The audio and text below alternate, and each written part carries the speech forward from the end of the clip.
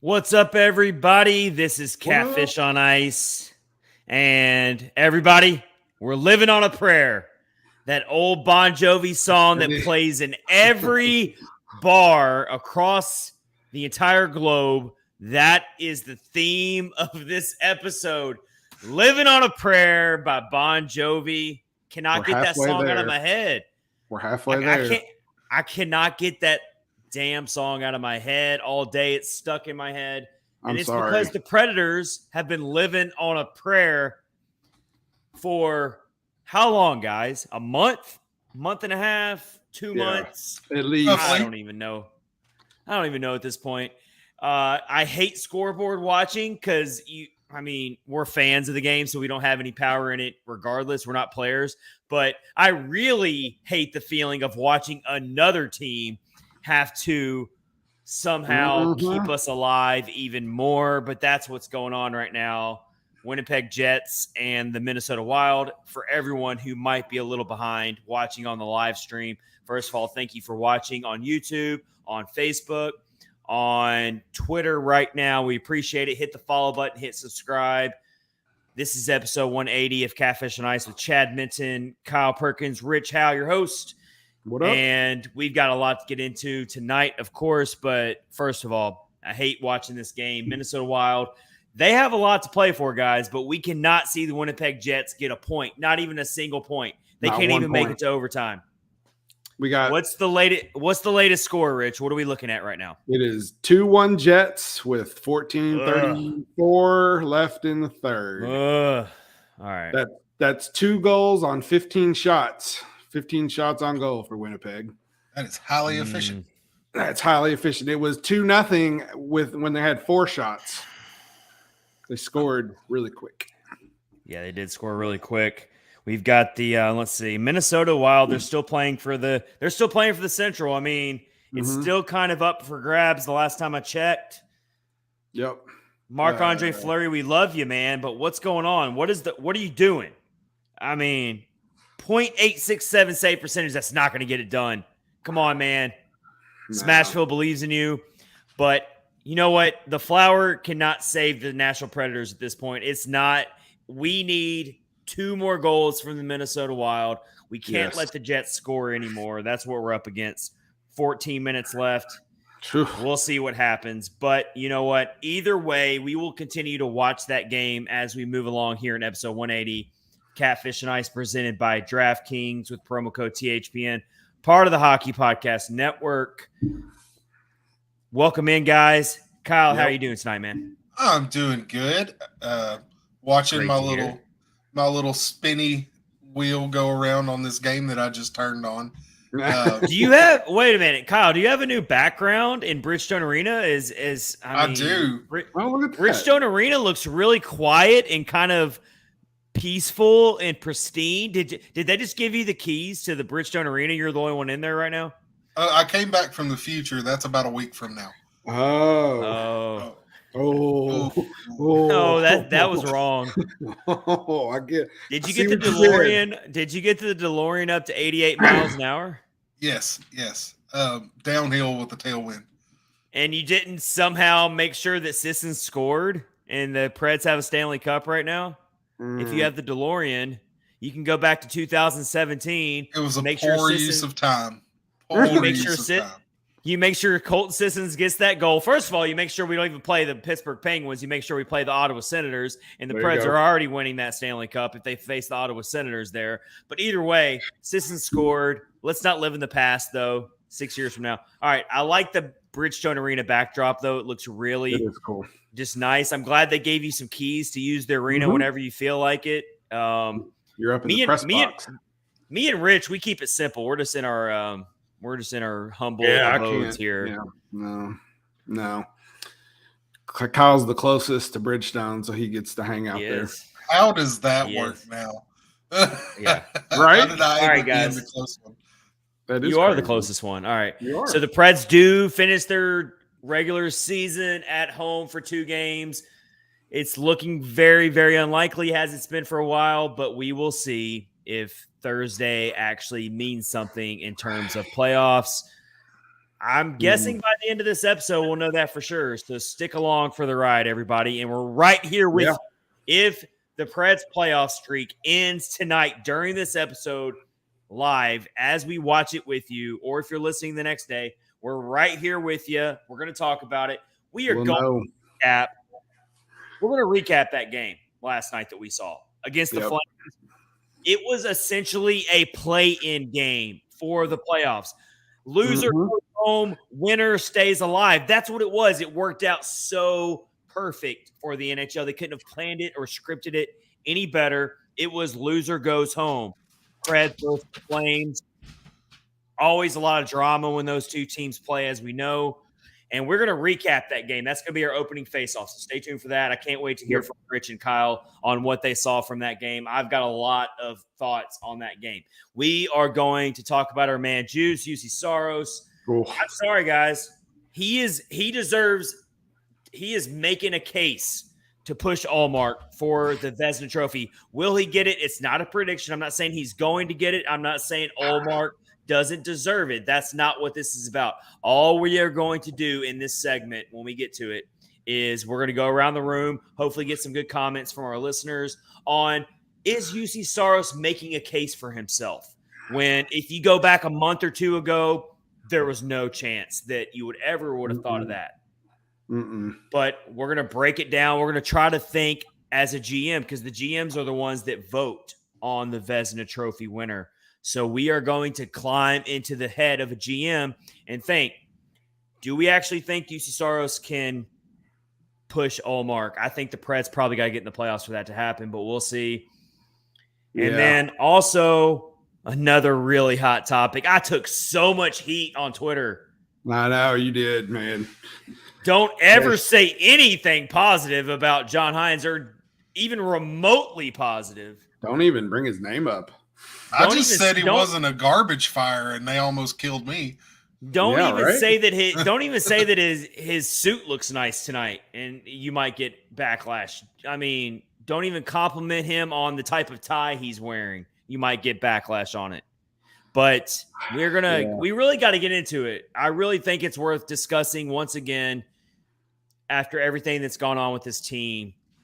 Has he earned himself another year? Or with Barry Trotz being the new sheriff in town, is it time to just move on, make the fan base happy? We're going to go back and forth. I think you make arguments for both sides of it. You know, I don't think there's a clear-cut answer on that. I know a lot of people are not going to like that. They just think, oh, it's clear as day. Yeah. He should be fired. He's awful. He's horrible. He's the worst thing that's ever happened. Yada, yada, yada. I get it. But I don't know. I don't think it's that simple. We're going to keep watching this Jets game, and we'll get into some other stuff. Also, guys, to round out the episode, we're going to go around the room and talk about what is the most intriguing potential first-round playoff matchup. A lot of them are not set yet. We have a couple. The Leafs and the Lightning are set. That's been set for like 2 months now. But we know we're going to get those two to go at it again in the first round. But other than that, we're looking at some potential first-round matchups. We'll keep an eye on these scores tonight to see if anything. We got the Avs playing the Oilers. That has a lot of ramifications right now. Golden Knights and the Kraken just started. The Golden Knights are in danger of – they could actually lose their division right now. The Oilers are creeping up on them for the Pacific. So even though a lot of these teams are already locked in the playoffs, the divisions are up for grabs still here. I mean, it's such a great end-of-season playoff race, and seedings are up for grabs right now.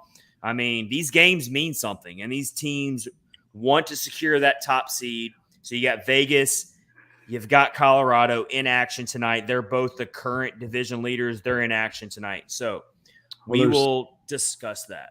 There's one team that it doesn't really matter. They've been chasing NHL history, and they finally reached NHL history. Yeah. Two different things. So the first one was the 63 wins in a single season, and then tonight they got the most wins or the most points in a single season. So, it's going to be very disappointing if they do not win the Stanley Cup. The Boston fans are probably going to burn the city down or something. I would think. So before we really get into this episode here of episode 180 of Catfish on Ice, we got to give some love to the Boston Bruins since we're here at the end of the season, because everyone had this team as a project, as a non-playoff team, most likely. Mm-hmm. I mean, that's what's really cool about this. It'd be one thing if they were expected to be really good already, and then they're set in NHL history. That would be special on its own. That'd be special already. But the fact that all your preseason predictions said that this team's not going to be able to overcome injuries, this team is going to have a setback. Yep. They're going to be lucky to even make the playoffs, and now they're doing all this. Mm-hmm. That's what makes this so special in terms of the Bruins. Yeah, in the beginning of the season, they didn't even have Charlie McAvoy was out until like December. Brad Marchand was out until around Thanksgiving, I believe, and then I think it was Matt Grzelcyk was hurt too. So like, yeah, people were like, they're going to be lucky to get through, December till those guys get back. And they've only lost 4 games at home and 3 overtime losses. That's pretty daggone impressive, but it doesn't mean nothing if you don't hoist that cup. Yep, and that's what they're up against here. All right, so let's move into our opening face-off here of Catfish and Ice episode 180. We're going to start with Kyle here. We're going to recap the special night that happened where the Predators literally had to go to a shootout. They were losing in the shootout. That's how much this came down to the wire here. And they come and how perfect was it that it was Cody Glass and Tommy Novak that had to get the 2 shootout goals.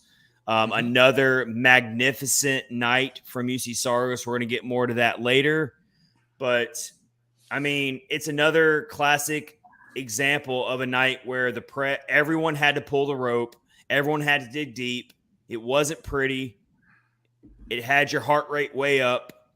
But this team just, again, says, you know what? We're not ready just yet to bow out of this. So, Kyle, what did you see from it, man, in that game?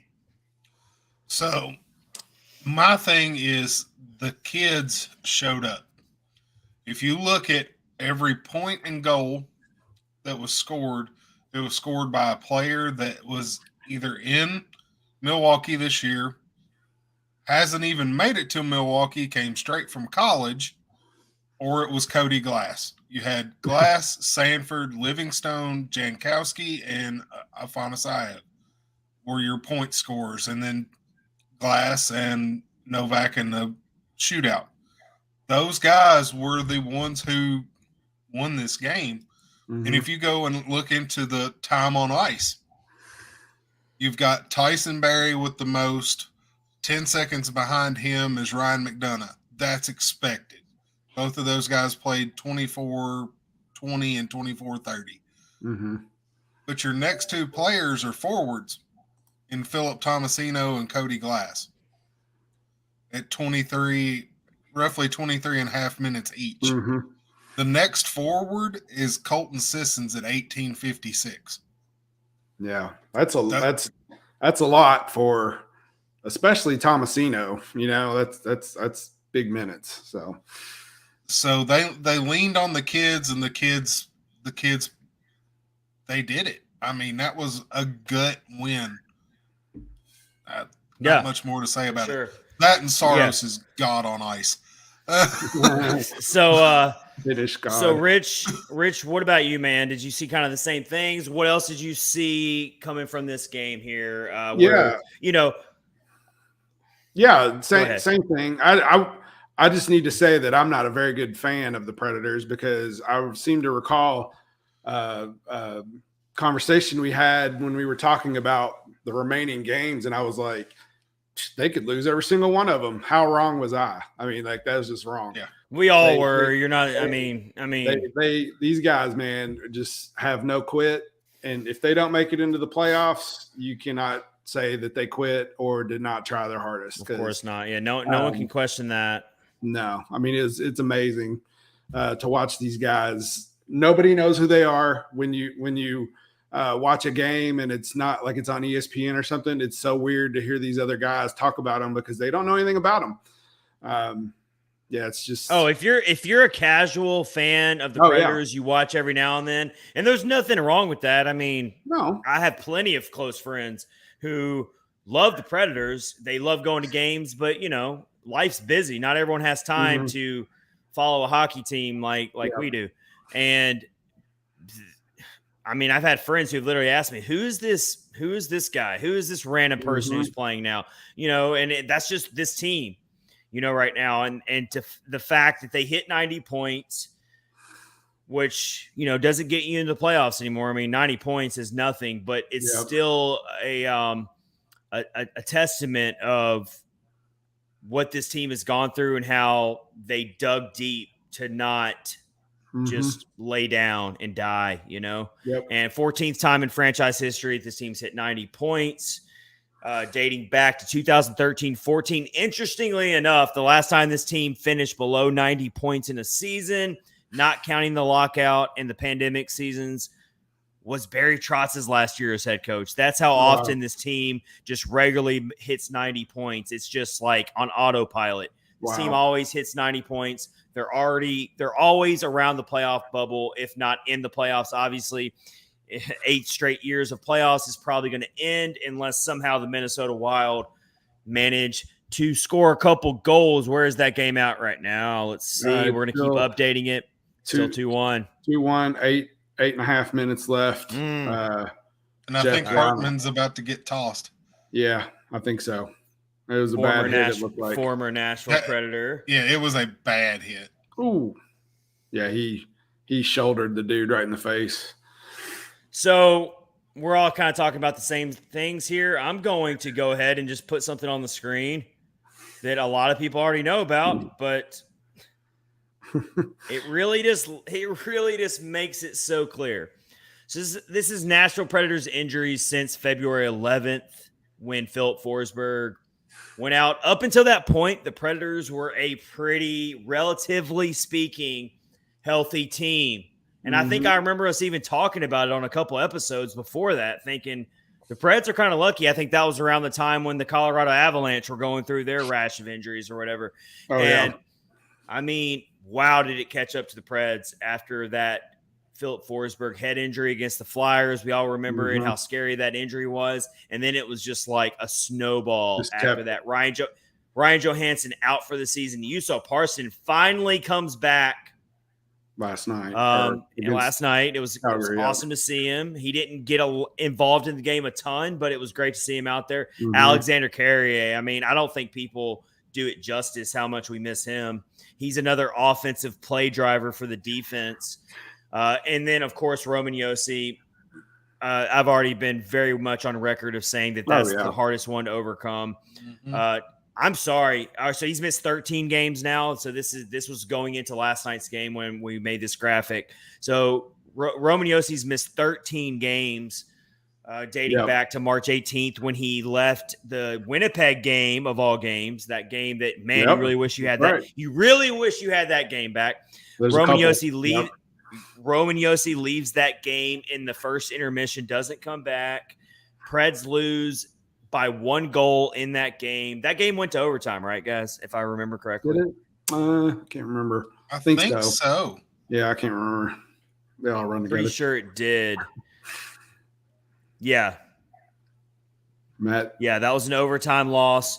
So you just wonder what could have been. Could have the Predators maybe scored another couple goals in that game and beat the Jets? You can always do what ifs. Every team's dealing with injuries. We're not trying to use this as an excuse. I'm trying to look at how compacted all these injuries are. We're talking about from February 11th, not over the course of a full season here.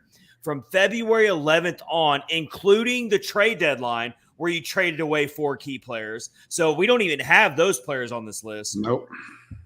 The roster turnover, you can't even wrap your brain around it. So I mean, it's, you got the first forward line, basically. It could be, they're gone. Josi, Carrier, they always played together. That's your number 1 D pair, pretty much. I think that's what hurts the most. No disrespect to Philip Forsberg. All these injuries hurt. No disrespect to any of these players. But losing Carrier and Yossi on a team that already wasn't getting a ton of offensive production, Absolutely. you lose those two guys, a team that relies heavily on their defensemen to drive the offense. I mean, it's the equivalent to an NFL team losing their star starting quarterback. Oh, yeah. Oh, absolutely. Late in the season. Yeah. And then you got to know. It's one thing if it's, well, I'm just going to say real quick. It's one thing if you lose Roman Yossi in November or December and you get a few games and you weather the storm and then he eventually comes back. To lose Roman Yossi on March 18th, a couple weeks after the deadline, the stretch with all the other, I mean, that is like brutal to overcome. So brutal. And yet this team still did find ways to win some low scoring games. They won games, but it was very low scoring. The Boston game, low scoring. Some of their losses were low scoring. They lost to Toronto by a goal. Like they lost to Pittsburgh by 2-0. They couldn't even manage a goal against Pittsburgh. These are the games you look at where you're thinking, if Roman Yossi is in there, could they have managed a couple more goals and gotten a few more points in the standings? And maybe it's the Jets that are on the outside looking in right now, and the Predators are the ones in the Jets' place right now. I can't help but think that. Yeah. But and Juuse Saros can only do so much. You know, he's stands on his head most nights and then some, and just sometimes it's just not enough. But one thing about your list there, Cole Smith, obviously not an 82 game player. Oh, not an 82 game player anymore. Nope. You had to throw that in there. I did. No one's gonna give love to my guy Jeremy Lauzon. I mean,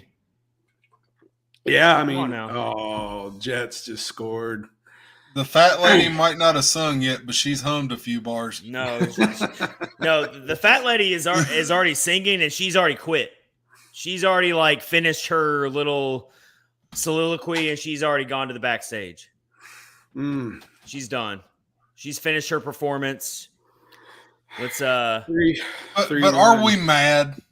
Are we mad as fans? I'm not mad at all. We're all three fans.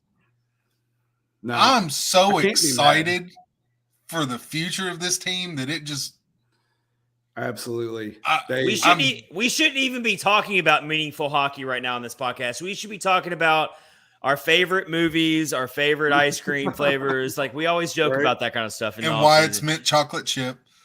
The green kind's kind of good, but that's what we should be talking about. But no, we're actually we got to talk about meaningful hockey into April. Yep. The David Poile did some things that hurt a little bit to fans. You know, you get rid of some guys you love, and you know, but you got to do it. And they got a haul in return. They got a lot of picks and capital, trade capital they can use, and the kids are all getting valuable playing time. That's the most important thing in my mind. Is all those guys are getting these situations, these games that, you know, they're actually fighting to stay in the playoffs. And that's, you know, a lot of young guys don't get that.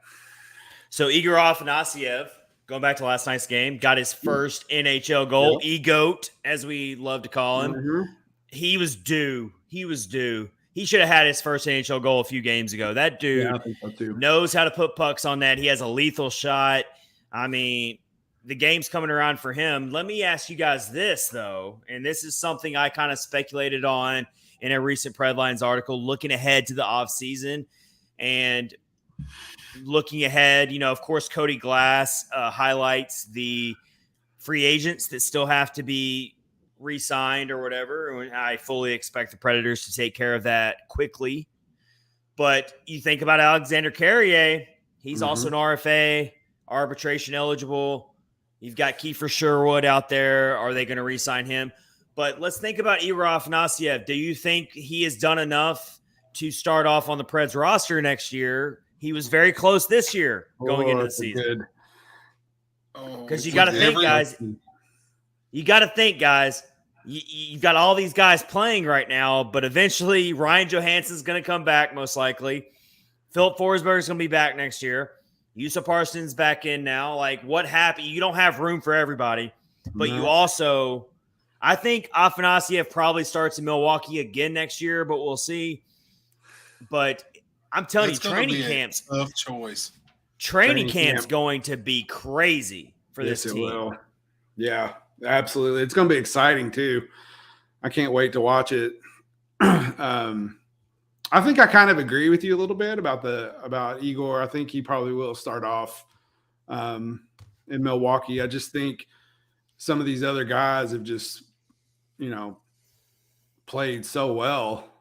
I mean, we don't know. We obviously don't. We don't know what's going to happen with free agency. That's kind of like the big off-season day where, you sign a lot of players. We don't know how the Predators will feel about that. It's impossible to say right now when it comes to that. But just looking at it now and looking at what you think, assuming they re-sign Cody Glass, you look at the forwards here, and you see Philip Forsberg return to the lineup, and you're thinking about it. Igor Afanasieff is the one where you kind of wonder where he's going to land to start next season. Yeah. I think Luke Evangelista has to be in the lineup next year. You would be an idiot if you do. He's already. It might have been by accident due to injuries, and maybe it was never in the plan to throw him in there this soon. But that dude looks so comfortable out there. Yes, he's a little undersized, and they definitely give him the business. These NHL big veterans, he has taken some hits, guys, but he bounces right back up. His skating and his moxie out there on the ice, it looks like he's been playing in the league for 3 or 4 years. So you got to have Luke Evangelista in there right off the rip. You have to. Yeah. I will say, like, I'm looking at the roster kind of right now. Some of the people that are in here now, like, will probably be fighting to stay up here. I'm looking at, like, Michael McCarron. I know he's a big guy. People like him. I think he's a free agent too, isn't he? I didn't look at the contract tracker. I was just looking at the roster. Rasmus Asplund, like, what's going to happen with him? Yeah, I'm not sure how to feel about him. Yeah. I don't think Asplund's back next year, personally. Yeah. I think he's been more of a placeholder. I don't think they intended on having to use him as much as they've had to. Agreed. With all the injuries. So that'll help alleviate a little bit of that, but Michael McCarron is an undrafted free agent, or a unrestricted free agent, I should say. So you got to wonder what's going to happen with him. Of course, Kiefer Sherwood's a UFA as well. You're not bringing as great as some of these guys have played. You're not bringing all these guys back. I think Zach Sanford's gone. It kind of comes down to a choice between McCarron or Sherwood. And I appreciate the hell out of McCarron. I do. Yeah. But Kiefer Sherwood, you got to bring that dude back. He has really, really had to shoulder the load. Yeah, he has. Through all these injuries. He is all over the place Sherwood. too. And that's what I like. He's fast skater, and he's doesn't mind getting in there and doing whatever's needed. That's definitely Rasmus Asplund is an RFA, so it'll be interesting to see what they do with him. I maybe I'm wrong on this, but I haven't seen a lot to give me any thoughts one way or the other that he should stay compared to some of these other guys we're talking about here. Yeah. So that's kind of an early look into the offseason. Kyle, what are you thinking with some of those players we just mentioned, Sherwood, McCarron? How are you feeling about some of those guys coming back? How is Jake Livingstone a RFA? That's what I'm thinking. Registered in college, right? Yeah. Yeah, I don't know about that much either. Yeah, I'm not sure. Okay. Anyways, you've also got Cal Foote as an RFA as well. Forgot about him. Zach Sanford's a UFA. Sanford's gone. They're not keeping Sanford. I really would like to see them keep Sherwood, especially at the price tag that he's coming with. Even if you give him a raise, I mean, he's on a $750,000 contract. You bump him up to an even million, he's probably going to want to stick around. Yeah. Nashville doesn't have taxes like a lot of these teams do, so makes it an easy sell especially for a guy that's on the lower end of the pay spectrum. Yeah, for sure. Yeah. Yeah. You've essentially got one spot open right now that's up in the air when it comes to the projected Preds decor for next season. You got Yossi, you got McDonough, you got Tyson Barrie, you got Dante Fabro, you got Jeremy Lazan signed for a while. So there you got 5 right there, starting defensemen that you would expect to be starters game 1 of next season. What happens with that final spot? Alexander Carey. That it's all hinges on what happens with him. Mm-hmm. It all hinges on what happens with him. Yeah. As well as he's played, I think it would be criminal not to bring him back. But it's going to be a tricky negotiation, though. That's the thing with his injury. The injury is what's made this tricky in this negotiating here. That's what makes it hard. If he, I think that there's going to be a little bit of a pushback at the negotiation table, fair or not, based on this injury and he is arbitration eligible. So that's going to be a tricky one because they're going to get Cody Glass. They're not letting that dude walk. No, I promise you that. So you got Cody Glass. They've got some cap space to work with here. I'm not saying they're definitely not going to bring Carrier back, but it's going to be a really tricky negotiation here. It's not going to be easy. But we also have to look at it too. Are we looking at it with our David Poile glasses on? Or are we now looking at it with our Barry Trotz? We don't know. We don't know what Barry Trotz's glasses are. That's right. You don't know. And he might be all in on Alexander Carrier and realize, this dude, we need to hold on to him because he's a good we're going to very quickly find out this offseason the philosophy that Barry Trotz has as GM. Yep. He's got plenty of things on the to-do list that are very important. He's got tons of draft picks to work with, as Kyle mentioned.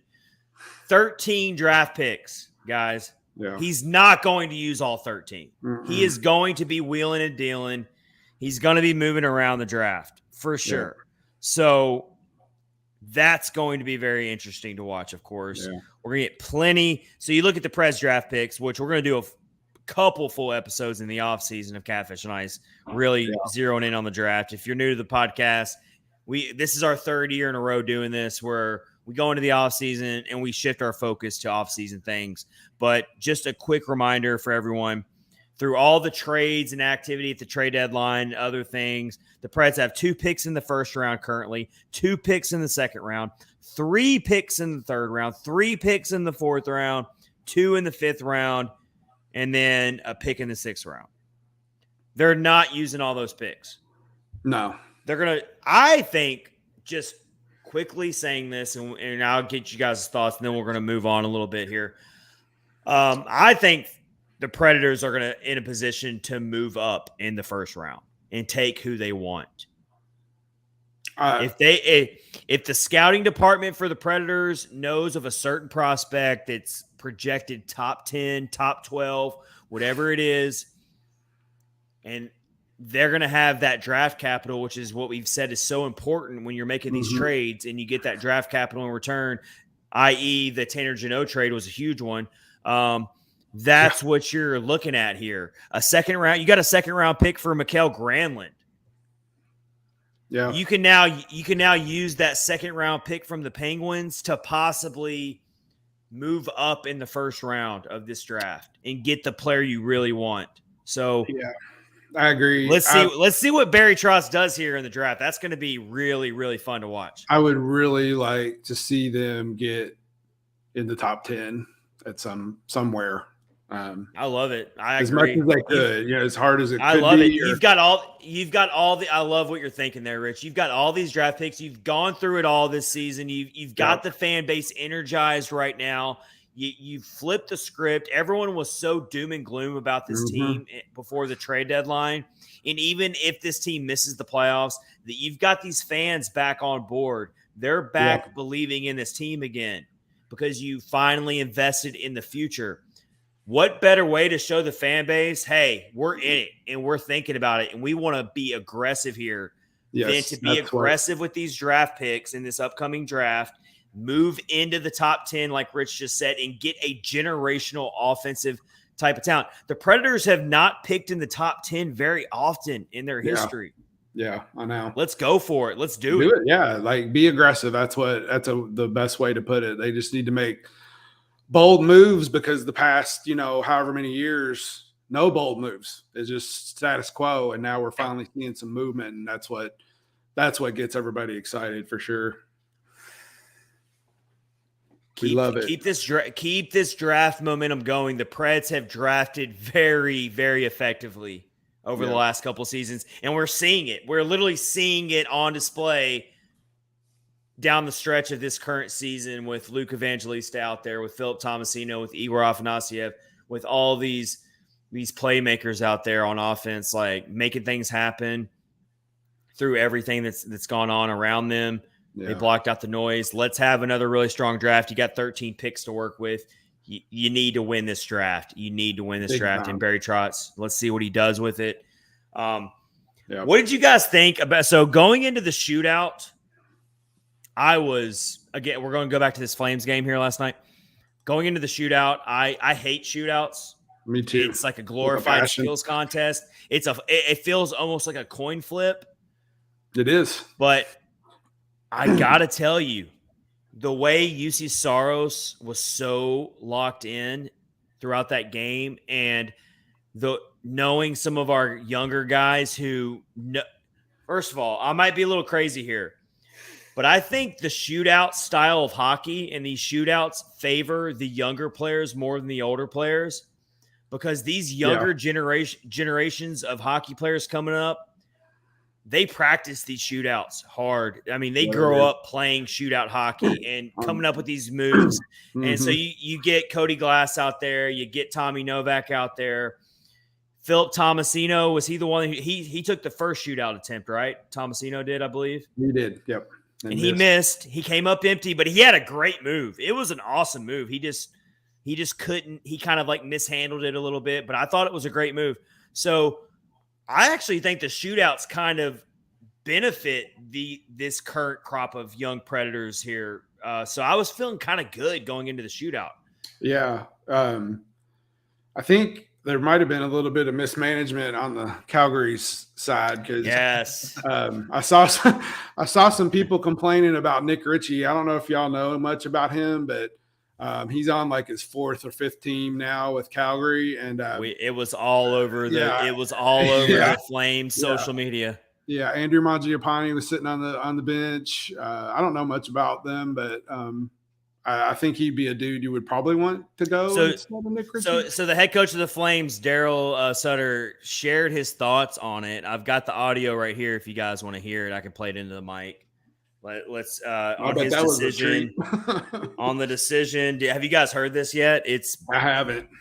His explanation is quite strange. So here it is for everybody to hear it. This was the Flames head coach Daryl Sutter on choosing Ritchie to take that win or go home shootout attempt here. Let's listen to it. Let me make sure I got the volume up here. All right. I just see this one. Oh, it's too bad. Deserved better. Had all the really good chances in overtime. Fight back. I just see this one. Oh, it's too bad. Deserved better. Had all the really good chances in overtime. Fight back in the third. Tie it. Tough. We hadn't seen Nick Ritchie in a shootout situation for you guys. What was it thinking using him? He scored on him in a shootout before. Pretty much, I think just watch. You probably got to go somewhere glove on him. Unless you're somebody like Johnny that can do lots of different things. I guess choosing him over, say, to Foley or Mangiapane, I guess that's just not much difference. If you do the percentage odds, it's So basically, because Ritchie scored on Saros once in a shootout, I think I saw Ritchie's had 5 shootout attempts in his career. Wow, 5, and he scored one on Saros. And you don't give Tyler Toffoli or Mangiapane that is weird. That is the classic example of overthinking a situation if you're a head coach. Yep. Abby Miles on Twitter posted this today. The average age of both groups of shooters in the shootout last night. For Calgary, it was 30.5 years was their average age. For the Preds, it was 22.75 years. That's funny. That's pretty good. And hey, the Preds were down 1-0 in this shootout, and you were just thinking, okay, it's finally over. Like it is what it is. Like they played hard, and even though they only live to play another day, and they're going to get eliminated on their night off because the Jets are taking care of business. There's been like 3 fights in the past 20 seconds. It's been great. I've been thoroughly enjoying this. Yeah. Okay, Ryan so I don't just unloaded on some dude a little bit ago. At the risk of sounding extremely bitter right now, the Jets will be lucky to get 5 games out of their first round series. Absolutely. Oh, absolutely. Yeah, for sure. And that they're going against Vegas, they're going to get smacked. And that one game they win, if I give them that one game, it's going to be because Connor Hellebuck stands on his head and maybe makes 40-something plus saves and maybe steals them a game. And I'm not trying to sound bitter here, but the Jets do not impress me at all for the talent on that roster that they have. I would much rather be in the position of the Predators right now, who, yes, they're not going to make the playoffs. And I know that seems kind of weird. Like, why would you take a team who didn't make the playoffs over a team that is going to make the playoffs? But the Jets have their windows now. Like they have a lot of the same players who eliminated the Predators in 2018 in the second round. Kyle Connor, Blake Wheeler, Scheifele. Like these guys, they've got some great young talent as well. Morrissey is a great defenseman. They have no excuse for being a playoff bubble team that nearly got leapfrogged by the Predators. For sure. Yeah. I hope they get the wheels beat off of them. I mean, I'm not trying to sound bitter at all, but I'm just saying, like, their days are numbered as well. So have a good time getting beat in 5 games, maybe 6 if you're lucky. So just watching this game, I know it's probably a little bit of a rivalry, but like Winnipeg just like tried to hurt some dudes for Minnesota. I mean, it's just horrible. Is it getting that? It's getting that ugly. It was bad. It was pretty bad. Yeah, it was lots of one Jets player hit. I didn't even see the names. Who it was. Johansson boarded him. Are you talking about when he boarded him and cross-checked him in the ribs at the same time? Yeah, that looked bad. Yeah, and then they're just being rough. Well, no one's ever going to confuse the Jets as being a team that plays clean hockey. They've got a lot of goons on that team. Scheifele can be a goon at times. Connor can be a goon at times. Yeah, for sure.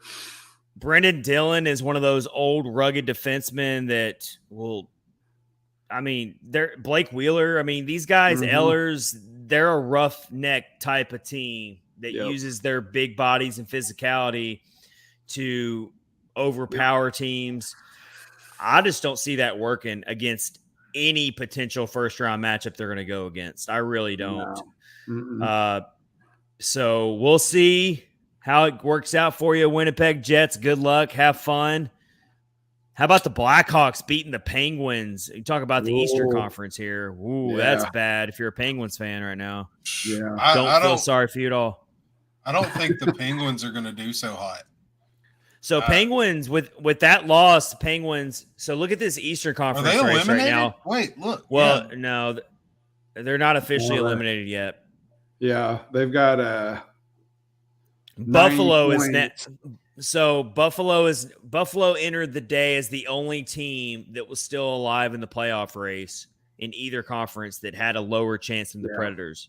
They had like a 2% chance. The Predators had a 3% chance entering today. Buffalo's officially eliminated now. The Preds are officially eliminated now. You've got Pittsburgh at 90 points with 1 game left. The Islanders at 91 points with 1 game left. Yeah. And the Panthers have officially locked in a playoff spot. Yep. So there you have it. No matter what. So your last playoff spot comes down to Pittsburgh or the Islanders. Yep. Yeah. And then it's going to be the second. And I'll tell you right now, man, the Islanders, don't sleep on them. I'm not saying they're going to beat the Bruins. I'm just telling you that they've got a great goalie in Ilya Sorokin. They play a very brutal style of hockey as well. They hone in on their defensive philosophies. Yep. I think they could run Boston for 6 games. I do. I might be crazy for saying that. I think they could take Boston to 6. Don't sleep on the Islanders to at least make a first-round series a little interesting and steal a couple games against Boston. I could see Ullmark and Sorokin. Sorokin's right behind Saros in terms of numbers. Yes. You're talking about your 3 Vezina finalists are probably going to be Ullmark, Sorokin, and Saros. Yeah. So you get Sorokin versus Ullmark in a first-round series. Yeah. You're talking about possibly a low-scoring series if Sorokin really shows up. Mm-hmm. Yeah. It could be the old Tampa Bay Columbus Blue Jackets all over again. I'm not going that far. I'm not going that far. You're not going to call that. I still think Boston wins the series. I'm just saying don't sleep on the Islanders. They're not going to get swept. They're a good roughneck team. Yeah. They could sneak up on some people. It's possible. So we'll see. Or it'll be Pittsburgh, man. That'd be good. So the Predators Boston are smack the crap out of Pittsburgh. That'd be awesome. The Predators are officially eliminated from the playoffs, everybody. It was a great run. It was a great ride. I think they really treated the fans through this when fans didn't see it coming to begin with. So now let's move on to some other things here. Here is Catfish on Ice episode 180. There you go. Presented by DraftKings, everybody. We are going to tell you a little bit more about DraftKings here in a second. But before we get to that, guys, let's start talking about Juuse. Let's talk about Juuse Saros. We just mentioned Linus Ullmark. He is the runaway favorite to win in the Stanley Cup. That's kind of what happens when you have a .938 save percentage, a sub 2 goals against average, and you're a goaltender for a team who just is setting all kinds of NHL records for regular season greatness. I get all that. But can we just think for a second if you put Juuse Saros on the Bruins, would Juuse Saros not be doing the same thing? And can we also think about the disparity in the amount of starts between the 2 goaltenders? Can we think about the disparity in goal support between the 2 goaltenders? Not to mention Saros leads the league in goals saved above expected. I'm not saying that Ullmark's not deserving or that if he wins it, I'm going to be pissed off about it. I totally get it. If he wins it, I'll be happy for him. He deserves it. I'm just saying there is a debate to be had here, gentlemen. Saros deserves a seat at the table, and we need to sit down and really debate what do you value more as a GM if you're voting for Vezina? That's really what it comes down to. What do you value more on this award? Yeah. So if you look at saves, Juuse Saros is first in the NHL. Not even close. He's got 1907. Connor Hellebuck has 1774. Linus Ullmark is not even in the top 10. Well, because of the disparity in starts. Because of the disparity in starts. And I think what you said, though, about the protection in front of the net, that's huge, too. Because we all know that the Predators don't exactly protect him as well as they could or should. So I do think the Predators have gotten better about it down the stretch. But I think their defensive structure did get a lot better. Yeah. But let's also mention, and again, a lot of these things I'm saying that are against quote unquote Ullmark are not his fault. No. Like, it's not Ullmark's fault that he plays for a great team. It's not Ullmark's fault that he didn't start a ton or that he didn't face as many shots as Saros. None of this is against Ullmark. I know how good he is and how great he is and how deserving he is and how amazing of a season he's had. But it still is something you have to throw into the argument here. It's still very valid points you have to talk about here. Yeah. Also, let's talk about Jeremy Swayman. Jeremy Swayman is also really good on that team.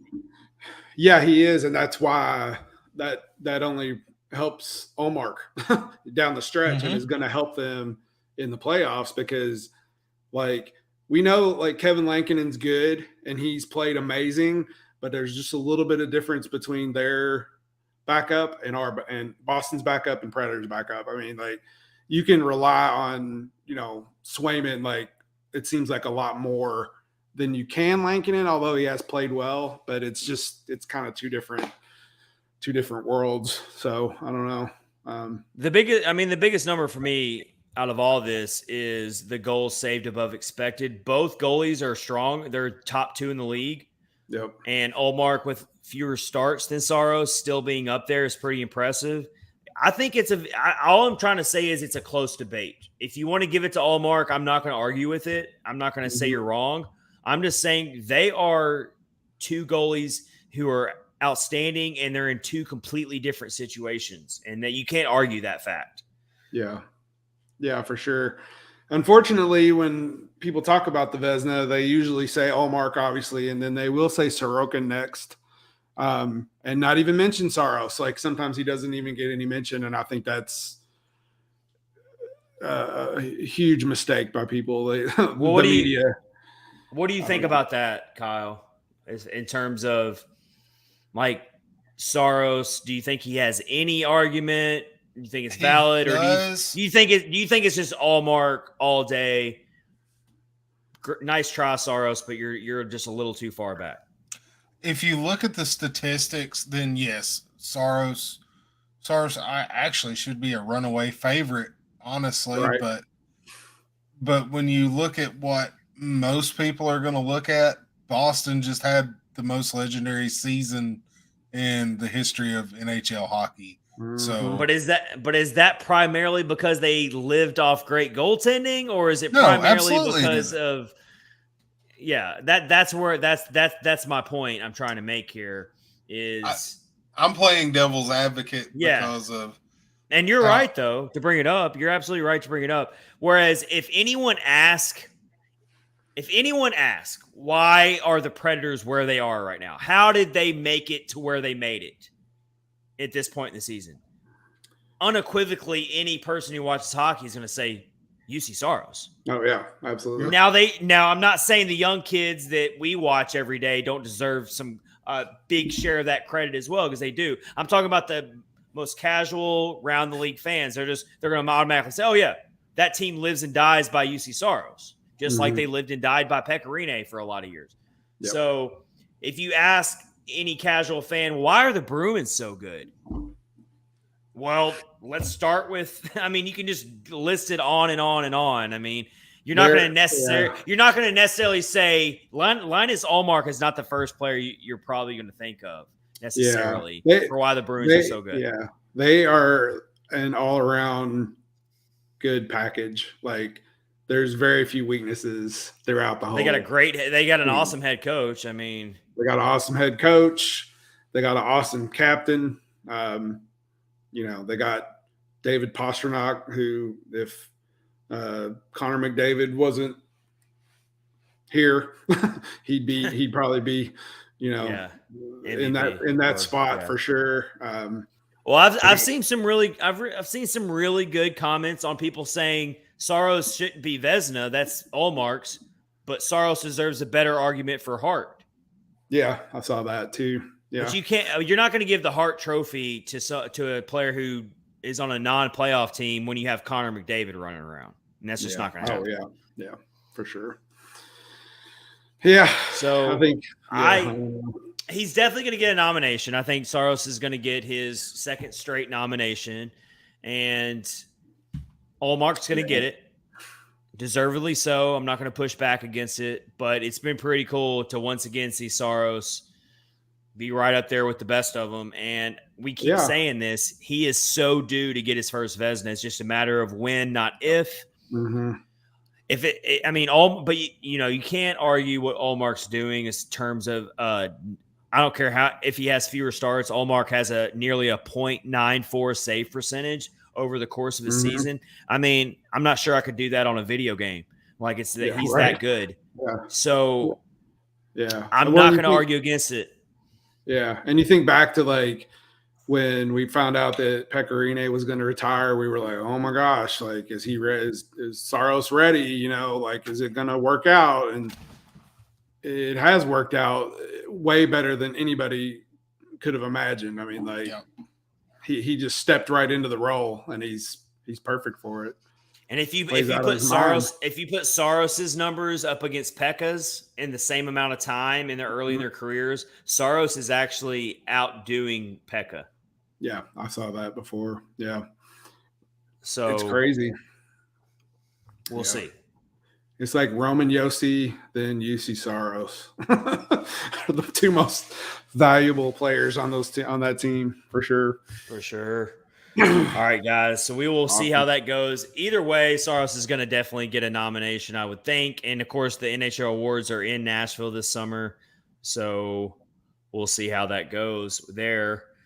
Guys, let's tell you about DraftKings here. That's our sponsor, promo code THPN. So we just had the Masters tournament this past weekend.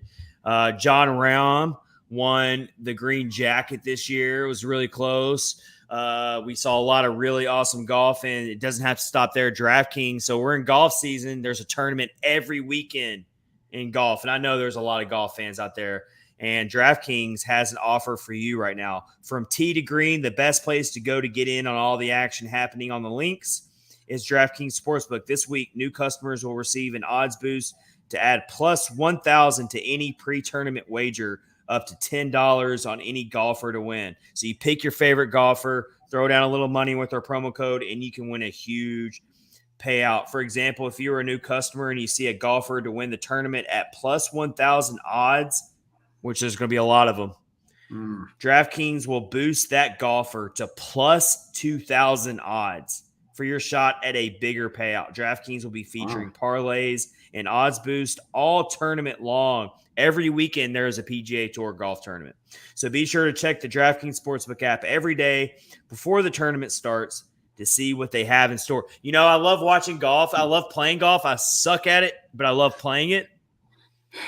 And anytime I can watch a golfer like shank it into the woods, makes you feel better about yourself. It makes me feel so much better about myself. Like, hey, they're human too. Yeah, exactly. Yeah. I mean, I've got endless stories. I could probably write a whole book about all the shanks I've had on a golf course. I remember one time I literally lost my 9-iron in a tree. Oh, wow. All right. Yeah, like I don't think I never got it back. Like it still might be in that tree to this day. I really don't know. So it was like swung and let go, and it. So at the Masters they had to play through some rain this past weekend, and was just like Tiger Woods or any of those other great golfers. That was me. I was one of those golfers that just let his golf club slip out of his hands in the rain. I had a beautiful shot off the fairway, and my club goes into a tree. It probably is still in that tree to this day. Yeah. It is what it is. But Chad was in his backswing, Kyle, and he was going, Cinderella story. Came out of nowhere. I really had a chance that day, guys, to break. I had a chance that day, guys, to break 90 strokes, and that hole unraveled it for me. Yeah, that's how bad I am at golf. I've played a little bit in the past. I gave it up. It's just too frustrating. I think I would go and I would have one stroke, and that would lead to me going to the hospital. So go to the driving range. Alone. The driving range is fun. You can go to the driving range. You don't. Right. If you go to the driving range, you don't have anybody behind you complaining because you're taking too long, screaming at you to hurry up and stuff. So that's the good thing about that. Watching these golfers, though, it's kind of crazy. Like, they look like robots out there, the way they just put a little bitty golf ball, like, right next to a hole, like, 200 yards away. Like, I'm like, how does a human do that? You know? Lots of practice. Lots of practice. That's what you got offered here from DraftKings. Download the DraftKings Sportsbook app now. Use promo code THPN and boost your odds during this weekend's tournament. That's code THPN only on DraftKings Sportsbook. If you have a gambling problem, call 1-800-GAMBLER. In Massachusetts, call 800-327-5050 or visit gamblinghelpline.org. In New York, call 877-8-HOPENY or text HOPENY 467 1-800-522-4700. If you're in Kansas, call 1-800-522-4700. On behalf of Boot Hill Casino and Resort, 21 and up in most eligible states, but age varies by jurisdiction. Eligibility restrictions apply.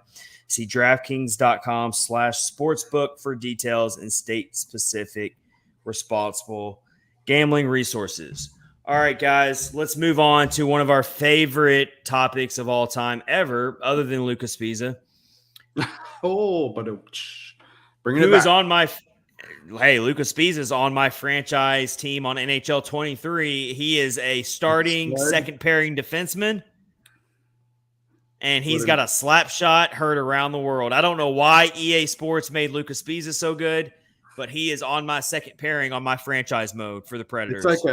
He's like an Easter egg. They would have never figured anybody to put him on their team. He's a beast. He has a slap shot that's insane. Like, I don't know who got in the lab. Maybe Lucas Pisa paid off somebody at EA Sports to boost his slap shot rating. Yep. But if a real life human had a slap shot like him, it would kill somebody. So it's probably a good thing that the real Lucas Pisa can't have a slap shot like that. Shea Weber-esque. But anyway, other than Lucas Pisa being the greatest topic of sports Predators on Catfish and Ice podcast history, it's got to be John Hynes, right, guys? So let's revisit this whole rabbit hole. I got tons of pushback on my tweet. We're not going to do explain yourself here. That new topic. You don't have to explain yourself. We'll save that for later. But I'm still going to read kind of what I had to say, and I want you guys to give me your thoughts. So first, I came across Kyle's tweet on it, and it got me thinking. So Kyle really got me in this mess to begin with. But all I said was, oh my God, I got ratioed. Is that what they call it now? Is that what the kids call it? Ratioed? Maybe. Yeah, yes. We got that. A lot of it. Yeah, I got ratioed big time. But pure hatred. All I said was, look, does John Hynes not get any credit basically for what this team has gone through and the fact that they got to the cusp of the playoffs? All I said was, it won't hurt you, I swear, if you give the man a little bit of credit, just a little bit. I'm not saying you have to want him to come back, but I don't get it. I mean, I really don't. I tell you, who everyone gives the credit to, it's Carl Taylor. That's who gets the credit in most people's eyes for doing what he did to get those boys ready to go to the NHL. So, okay. I love Carl Taylor. He is an excellent coach. He is probably one of the top 3 reasons why the team's in the shape they're in. But Carl Taylor hasn't coached some of these guys for a pretty good while. And he wasn't in that locker room with them when they were struggling, whenever they were trading away big pieces. I'm not saying John Hynes is a great coach. I'm not saying he's a good coach. But I'm saying give the man a little bit of credit for not just letting this thing just spiral into the giant mass of crap that it really should have been. And, was on the brink of being. I agree 100%. Like, you got to give him some credit. Is he going to be the long-term solution for Nashville? No. Everybody wants Carl Taylor or Dan Hino, anybody but John Hynes. But I always give the dude credit. There's a lot of things that Twitter people don't see that go on behind closed doors, obviously. Well, and that's kind of what exactly. That's kind of what I was going to get to is I'm sure Barry Trotz is smart enough and he's going to go through this process, but I think when you're deciding if you're going to bring John Hynes back for another year, you need to talk to the players. Yeah. You need to have closed door conversations. And you also need to talk to the assistant coaches. I'm not saying like sabotage and backstab each other and backstab Hynes, but you do need to have an honest conversation because they're going to tell you straight up, like, how they feel. Yeah. And they should. They have every right to. And I would venture to say that a lot of those players would want John Hynes back for another year. Yeah. Those younger players, because all signs I've ever heard is that John Hynes is really good with the younger players. He's a player's coach. Yeah. He knows how to talk to the players. Now, is he a great X's and O's head coach? Do I like his philosophies? I don't. And that's kind of the give and take here. That's the give and take here. And that's what scares you, to the point of to the credit of all the people who were against John Hynes. That's where I side with you on that. Like, you got all these younger players who have speed. Suddenly we have speed here. Yeah. That's a great feeling to have. That's weird. Do we really want a John Hynes led system going into the future? That's where I get a little iffy about keeping John Hynes. But how do you fire a guy who got you to game 80 through everything that happened? And then all I see is the people who refuse to give John Hynes credit, all I see from them is, well, it was in spite of John Hynes. It wasn't because of John Hynes. It was because of Carl Taylor. It was because of the young players playing great. Yeah. It was John Hynes' fault they didn't play sooner. Okay. Take away your bias against John Hynes for a second and think about what you're saying here. You're going to fault John Hynes for not playing Luke Evangelista at the beginning of the season. You're going to fault John Hynes for not playing. You do realize it wasn't all John Hynes' decision, right? Right. Yeah. Yeah. Well, and you look at the preseason lineup and we were like, holy crap, these guys are going to be awesome. And it didn't pan out. It didn't pan out. What are you going to do? You're going to like not have Ryan Johansson play in favor of. That's exactly what I was about to say. From Milwaukee. Yeah. Yeah, exactly. It's not going to happen. It's not going to happen. Like you're dreaming. You need to direct your anger back at the front office and how they constructed the roster. If you want to be mad about the younger guys not playing sooner, that's fine. But that had nothing to do with John Hynes. You can criticize Hynes all you want for his X's and O's and his philosophies. I'll give you that. But I think it's a really low-hanging and weak argument to say that it was Hynes' fault that these younger players didn't play sooner and that he deserves no credit because the only reason these guys are playing is because of injuries. Okay, well, that's how the league works. Injuries happen, and you have to adjust. Hynes deserves credit for holding this team together. He still coached this team. Whether you like it or not, he was the head coach through all this. Yep. Give the man some credit. That's all I'm saying. Yep. And if you look at the season, the way it progressed, like it everything that happened, makes sense. Like you had a good roster at the beginning of the season. Things didn't really gel at first. They started getting a little bit better. Then they got worse. Then you got rid of a bunch of guys at the trade deadline. You did exactly what you needed to do. Unfortunately, you had some injuries. So you call up your AHL players. And that's exactly, what else are you supposed to do? You're not going to play the Milwaukee Admirals the first half of the season. It's just not going to happen. Speaking of the Milwaukee Admirals, our good friend Eric Dene, who's on the future PBR now, he brought up a silver lining, and that is Milwaukee has been doing pretty dang good anyway, but they're getting ready to get back for their playoff run.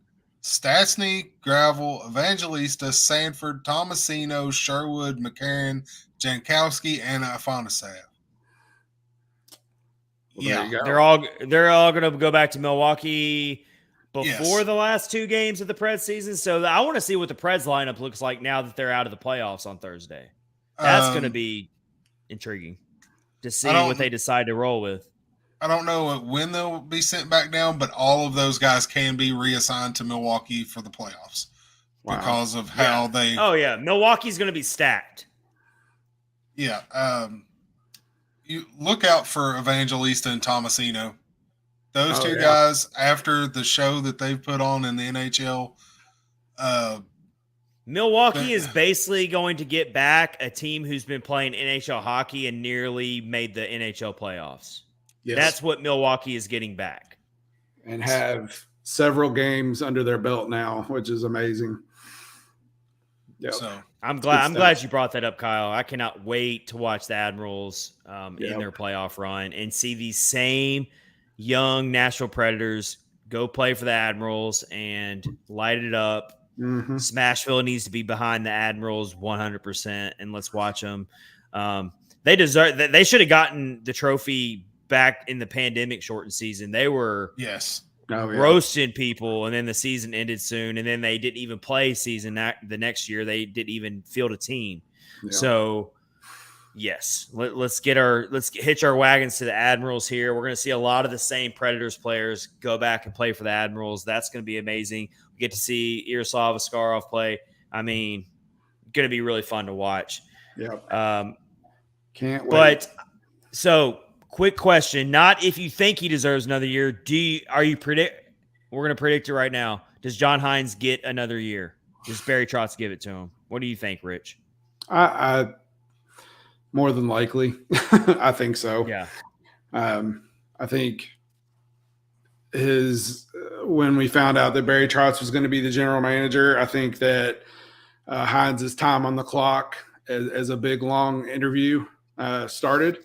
And I think, he with what he had to work with and what he accomplished, I think he at least deserves another shot. But I think so.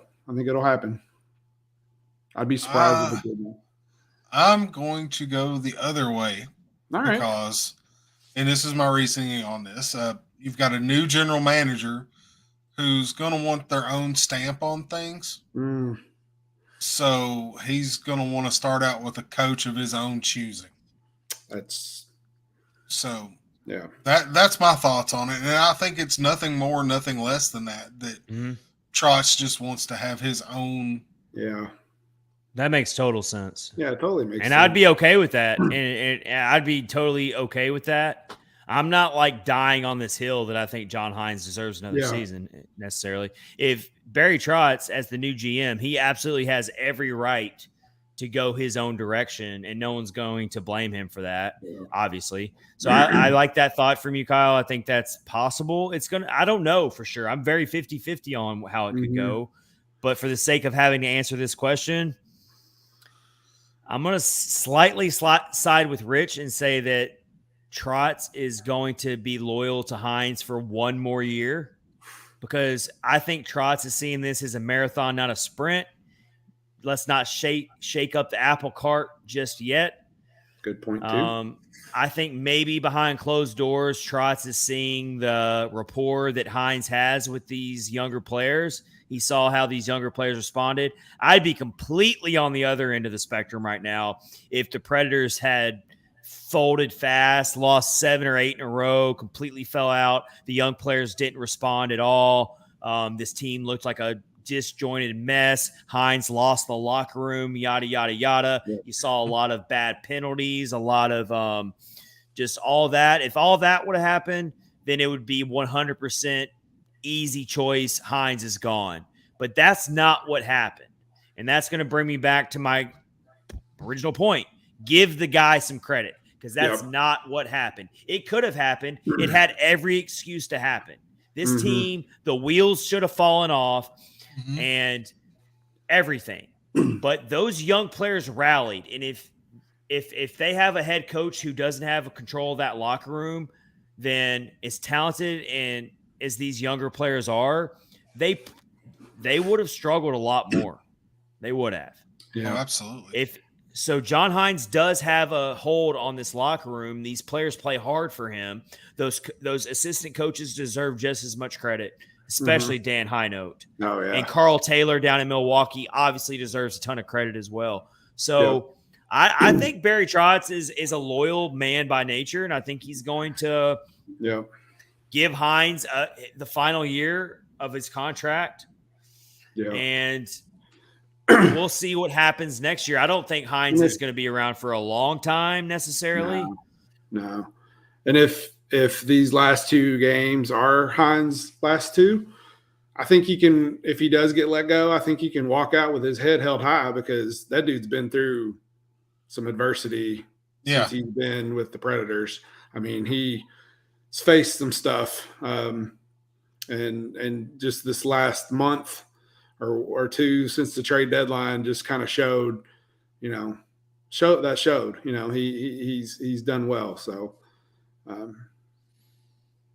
he wouldn't be going out on a sour note. That's for sure. Yeah, for sure. All right, let's wrap up episode 180 of Catfish on Ice with our potential most intriguing first round playoff matchups here. So, Mike, I think the easy choice is Toronto, Tampa. I mean, just because it's a rematch. Mike Twitter was in here. He said Rangers Devils. He picked the same one I did. I think that's going to be a lot. That's going to be a show right there. I do too. I'm excited to watch that one for sure. And like you said, Chad, that Toronto Tampa Bay, that's the easy choice to me. That's going to be a good one, though. I think that's the one that the league is going to sell. That's the one everyone's getting the most attention for. Can Toronto finally exercise their demons and get out of the first round? Because I think a lot of us realize that Tampa's not the same Tampa they used to be. Yeah. They're not the same juggernauts, but they're still good. But I've been, me being down here in the Tampa area now, I get to see a lot of Lightning games. And they have not looked good lately. They have sleptwalk. They have sleptwalk through this last 2 or 3 weeks of the season, and because they do have it locked up, very different position than what the Predators have been through. They've been kind of on cruise control. That's not what you want to see from a championship caliber team. No, for bad sure. signs. Even their head coach John Cooper has called the team out and said, "I don't like what I'm seeing here." Yeah. So. I don't know, man. I mean, I've been kind of big on hey, the Lightning have that championship pedigree, but they're in trouble here. I could see Toronto running them out of the building and beating them in 5 or 6 if Tampa doesn't get their together quick. Yeah, I'm looking at the potential matchups. I'm more excited to really watch the Eastern Conference stuff than I am the West, if I'm honest. It just seems like the matchups are more exciting or whatever than in the West. I'd like to see Los Angeles do something.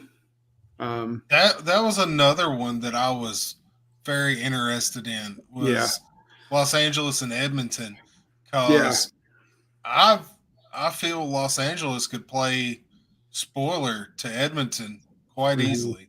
Yeah, I do too. Edmonton still has an outside chance to overtake Vegas for the division, so we'll have to keep an eye on that.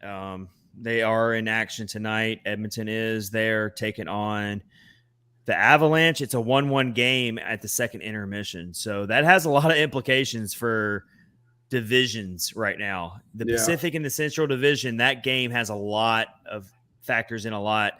Golden Knights are playing the Kraken right now. They're up 2-1 on the Kraken. Another game that if the Golden Knights beat the Kraken, then Edmonton's essentially out of it as far as winning the division. Yeah. So we got to keep an eye on that. A lot that has to be sorted out. I'm going to go ahead and say this right now. We don't know for sure if it's going to happen, but whoever Dallas plays in the first round is what I am super intrigued by, whether it's Minnesota or Colorado, depending on who falls into the second and third slot, or if Dallas even wins the Central, then they would get to face a wildcard team. I want to see if Dallas is for real. Yeah.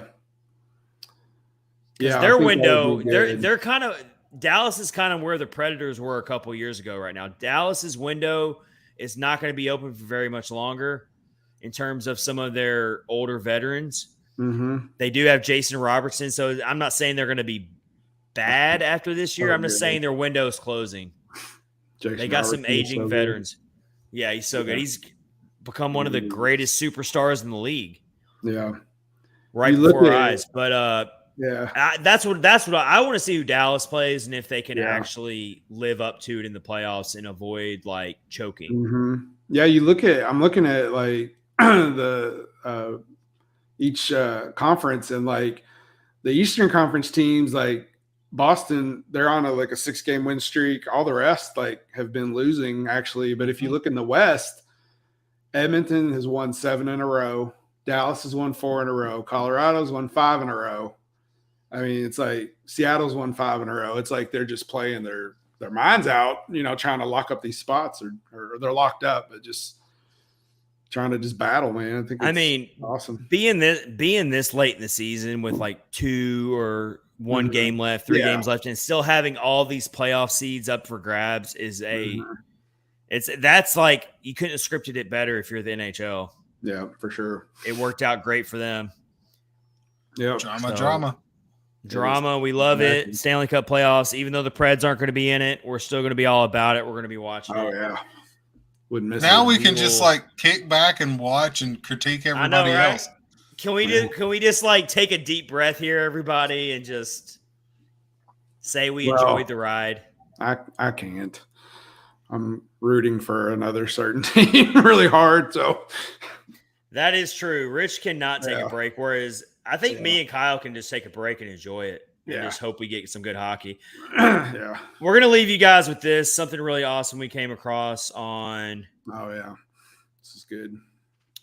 Let me see if I can find it. Something good on Twitter. Dude, yeah, we deserve that, don't we? Believe it or not. Believe it or not. It does exist. It was something we saw from a Twitter user who was a Tyson Barrie fan. We're going to add it into the stream here. So it says, thank you, Tyson Barrie and Preds NHL. It made his day, even though he was shy and overwhelmed. The drive from Edmonton for H to see his favorite player again was worth it. So this is the stuff you love to see when you watch sports. Yep. I love the sign. It's so creative. Tyson Barrie Easter candy for a picture. Yeah, that's cool. I mean, that is so creative. It made that kid's day. He's going to remember that forever. Even something as simple as a player stopping and taking a picture like that.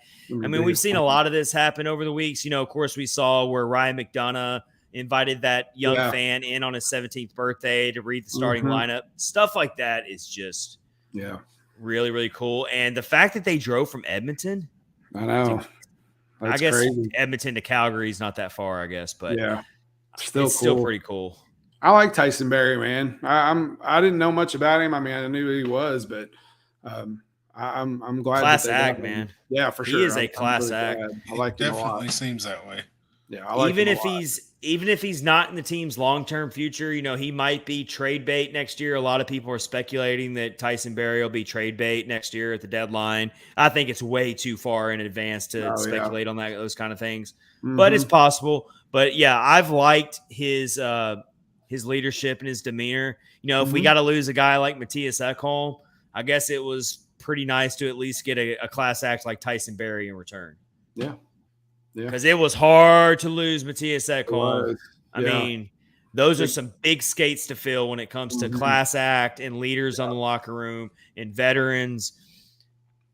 But getting Tyson Barrie kind of took a little bit of the edge off. And I can promise you, a lot of those Edmonton fans miss Tyson Barrie just as much as we miss Matthias Ekholm. It was kind of like we both lost classy veterans, both fan bases, but we both got one in return as well. It's like a weird swap, For sure. But yeah, I like Tyson Barrie. He's a very easy player to like, and that's a really cool thing that we saw there. So I wanted to share that. Some positive news, because you can't get enough of that these days with everything going on. So props to you, Preds NHL. Props to you, Tyson Barrie, for making that kid's day. Very cool stuff. That's how we're going to wrap up episode 180 again. Tough news here. The Predators are not going to be going to the playoffs, but hey, our spirits are positive here. It's been a great season. It's been a great ride. And next up on Catfish on Ice, next episode, we will be shifting to some off-season content. We're going to be also talking about what happens in the playoffs. We are going to do our playoff brackets. Each one of us will do a playoff bracket, and we will share them live on Catfish on Ice in the next episode. I just broke that news to both of these guys. So I was going to do one. Anyway. So we'll do a bracket. Rich, you don't even have to do one. We know what yours is going to be. We already share a lot, and we're going to share our brackets live on the episode for everyone to see. And we're not going to share our brackets with each other. There you go. It'll be so that will be in the next episode because the playoff field will be set by then. So that'll be a lot of fun. Stay tuned for that. Thanks, everybody, for watching on Facebook, on YouTube, on Twitter. We love y'all so much. It's been a really, really fun third season of Catfish on Ice. Absolutely. And we will see you. Take care of each other. Be safe. Be kind. Love always wins, people. Remember that. All right. Take care. Have a good one. Bye, everybody.